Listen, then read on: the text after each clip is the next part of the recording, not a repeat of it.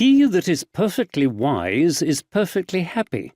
Nay, the very beginning of wisdom makes life easy to us. It is not enough to know this, we must print it in our minds by daily meditation, and so bring a good will to a good habit.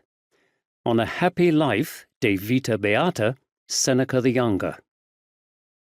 At the northern edge of the ancient agora of Athens stood the Stoa Poikile, the painted portico or painted porch. Stoas in ancient Greece were covered walkways or colonnades and were part of a public meeting place called an agora. Politicians would come to the Stoa to make announcements and proclamations. Legal trials and arbitrations took place under the Stoa. Ceremonies and sacrifices to the gods were enacted. Tradesmen set up stalls to advertise and sell their wares, and, perhaps most importantly, philosophers gathered there to talk and teach anyone who would listen.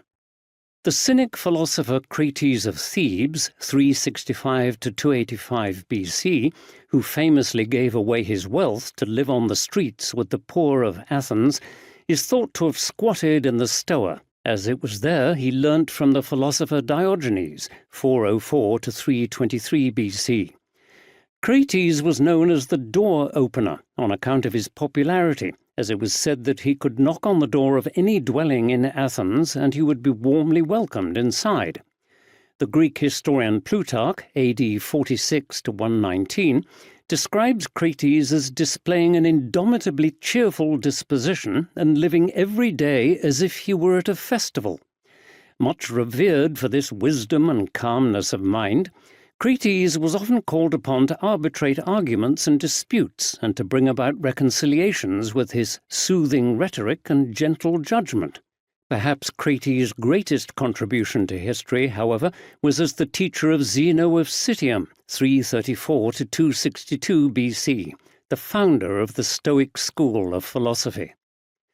Zeno was born in the Phoenician colony of Citium, Larnaca in present-day Cyprus.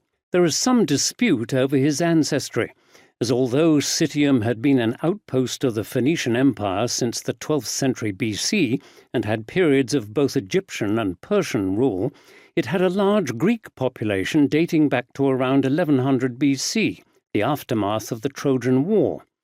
What is known of Zeno's life is mostly contained in much later historical accounts such as Diogenes Laertius' Lives and Opinions of Eminent Philosophers, which contains a biography of Zeno. According to this, Zeno became interested in philosophy after visiting the oracle at Delphi to ask about how to achieve personal fulfillment in life. The oracle told him he should adopt the complexions of the dead, which Zeno interpreted to mean he should study the wisdom of the ancients. A wealthy merchant, Zeno was travelling by ship between Phoenicia in modern Lebanon and the Greek port of Piraeus when he was shipwrecked. Zeno lost his entire livelihood in the storm and made his way to Athens, where he tried to re-establish his business. After reading about Socrates in Xenophon's Memorabilia, a collection of Socratic dialogues, Zeno rushed to a bookseller to inquire where such men as Socrates could be found, and the bookseller introduced him to Crates, who happened to be passing by. This moment of serendipity had a profound influence on Zeno's view of fate and adversity, for having survived the trauma of the shipwreck, he had the subsequent good fortune to meet Crates, a man who changed the course of his life. According to Laertius, Zeno often later remarked, "I made a prosperous journey when I suffered shipwreck."